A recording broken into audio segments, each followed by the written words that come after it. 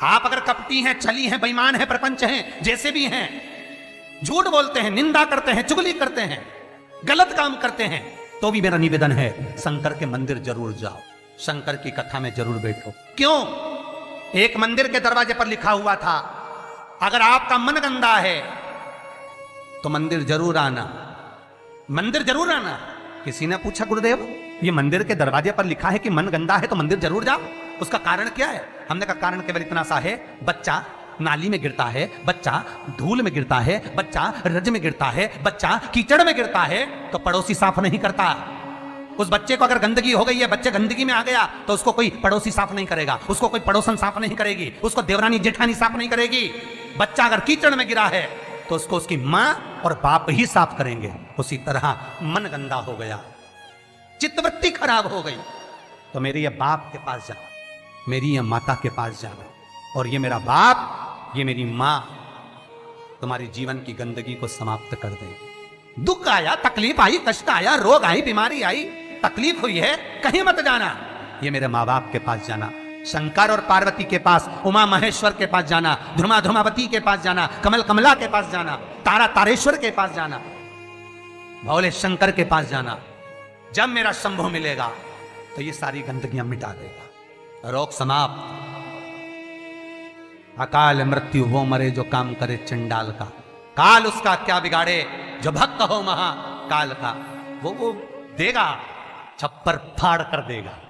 फिर निवेदन करूंगा, जितने कथा करवाए हैं, जितने कथा सुन रहे हैं और जितने पुण्य स्मरण दान स्मरण आदि कर रहे हैं, लिख कर रखो तारीख कि तुमने जो दान पुण्य करा है, तुमने जो ये 300 वर्ष में पढ़ने वाली इस श्रावण के महीने में तुमने जो कथा सुनी है, अगला श्रावण आए तुम बताना जरूर कि कितना पुण्य मिला है, कितना फल मिला, कितना लाभ हुआ, कितना धन कमाया, कितना वैभव कमाया। तुमने तो केवल कुबेरेश्वर महादेव के लिए दिया, तुमने तो केवल वृद्धाश्रम के लिए दिया, तुमने तो केवल गौशाला के लिए दिया, पर उसका पुण्य तुमने कितना कमाया, उसका लाभ कितना मिला। और मुझे बताना जरूर, फोन करके व्हाट्सएप पे लिखकर भेजना कि हमने जो करा था अगले साल यही तारीख, यही श्रावण का महीना, फिर याद कर बता कि मिला कि नहीं मिला, 4 गुना हुआ कि नहीं हुआ। वो शिव है, शिव शंकर है। वो तो मंदिर के बाहर निकलने वालों को तार देता है साहब, मंदिर के बाहर निकलने वालों। कितना सुंदर है। एक चरित्र आता है लिंग पुराण के अंतर्गत, एक सेठ मर गया, बड़ा कंजूसड़ा था, बहुत कंजूस। कभी जिंदगी में ना दान करा, ना पुण्य करा, ना सत्कर्म करा, ना भजन करा, ना कीर्तन करा। मंदिर की जगह को भी अपना बना लिया, सारी जगहों को घेर कर अपना बनाया, बावड़ी तालाब कुएं का पानी अपनी जमीन पर ले जाता। बहुत लालची था, बहुत लोभी, बहुत लोभी।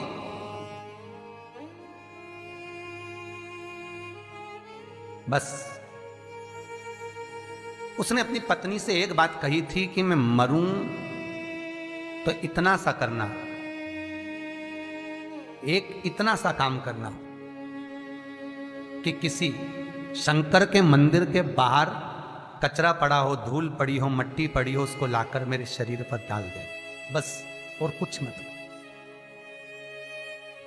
पत्नी हमेशा पति से कहती थी तुम कभी दान पुण्य नहीं करे, इस गांव में तुमने कोई अच्छा काम नहीं करा, तुम्हारे शरीर को उठाने वाला तक नहीं मिलेगा, बच्चे हैं नहीं, तुम्हारा अंतिम संस्कार कौन करेगा।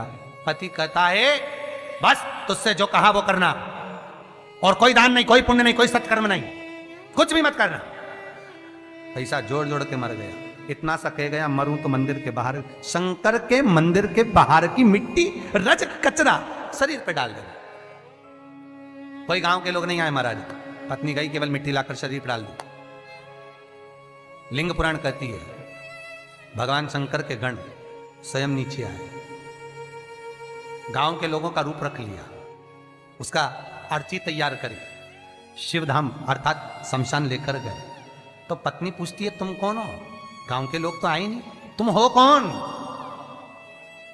शिव के गण कहते हैं भगवान ये तुम्हारा सेठ है ना, गांव में दान नहीं करता था, बाहर दान करता था, हम बाहर से आए। अच्छा, मेरे पति को शमशान तक ले चलो। ले गए। कहते हैं शंकर के दरवाजे की मात्र रज, मात्र कचरा, मात्र भूमि की मिट्टी शरीर पर पड़ी थी। शंकर शमशान के दरवाजे पर खड़े होकर उसका वेलकम कर रहे थे, स्वागत। कि पूरी जिंदगी भले तूने नरक बाड़े में निकाली, पूरी जिंदगी भले लूटने में निकाल दी, पर अंतिम समय सुधार लिया। अंतिम समय को सुधारने का भी एक क्रम हमारे शास्त्र कितनी सुंदर बात कहता है महाराज, कितनी सुंदर बात। 3 धनभागी हैं, 3 धनभागी हैं। पहले नंबर पर भीष्म पितामह, जो भगवान कृष्ण के दर्शन करे, जिन्होंने भगवान कृष्ण का बचपन से लेकर जवानी तक का दर्शन करा। दूसरे नंबर पर धनभागी हैं दशरथ जी महाराज, जिन्होंने राम जी के दर्शन करे, राम दशरथ जी के घर में जन्मे। कितने किस्मत वाले होंगे। और तीसरे नंबर के किस्मत वाले धनभागी हैं गिद्धराज जटायु, जिन्होंने प्राणों को त्यागा तो राम जी की गोद में त्यागा। शास्त्र कहता है इन 3 धनभागियों में, इन 3 किस्मत वालों में भी प्रबल किस्मत वाला है गिद्धराज जटायु। क्यों? क्योंकि भीष्म पितामह के प्राण छूटे जब कृष्ण सामने नहीं थे। दशरथ जी के घर में भले राम जन्मे, पर दशरथ जी के प्राण छूटे तब राम सामने नहीं थे। और गिद्धराज जटायु, जिसने जीवन भर मांस खाया, पर जब प्राणों को त्यागा तब राम को सामने पाया, डर गया। बचपन गया जाने दो, जवानी गई जाने दो, अधेड़ी गई जाने दो, पर बुढ़ापा मत बिगड़ने देना। बुढ़ापे में शंकर के चरण पकड़ लेना, शिव के चरणारविंद पकड़ना, मैं कहीं नहीं जाऊंगा। बीमारी भी दी है तो तूने दी है, सही करेगा तो तू, तुम्ही ने दर्द दिया है तुम ही दवा दो। मृत्युंजय है तू, जगत का भोलानाथ है तू, सबसे ऊंचा तू ही बैठता है। जहां दुनिया समाप्त हो जाती है वहां से तेरी शुरुआत होती है। लोगों का जहां एंड होता है शमशान, वहां से वो शुरू होता है। जहां दुनिया का एंड है वहां से तू शुरू है। तो तू साधारण नहीं हो सकता भोलेनाथ। अगर मेरे चरण में कष्ट आया है तो तू सही करेगा, मुझे विश्वास है। भरोसा रखना। रोज शंकर के मंदिर के दरवाजे पर बैठकर शंकर पर 5 बेलपत्र चढ़ाकर, 1 बेलपत्र उठाकर चबा चबा के उसके ही दरवाजे पर खा, घुटने भी सही कर देगा, शरीर भी करेगा। बस उस पर विश्वास, उस पर भरोसा। बस शंकर है और मुझे पूर्णतः विश्वास है कि वो मुझे हारने नहीं देगा। तो नहीं हारने देगा, नहीं।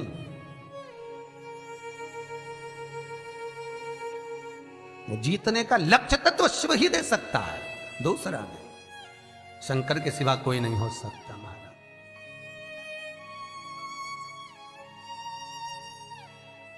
बस उस पर विश्वास,